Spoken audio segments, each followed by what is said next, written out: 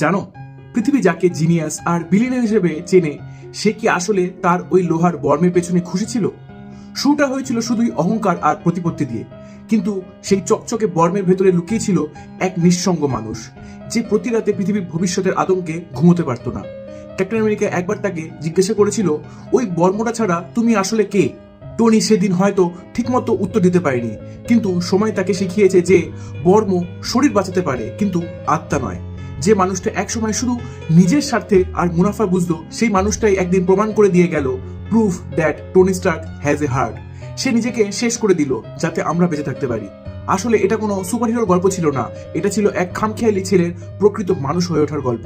Superhero তো অনেকেই হয়, কিন্তু হৃদয়ের এই লড়াই কতজন জিততে পারে?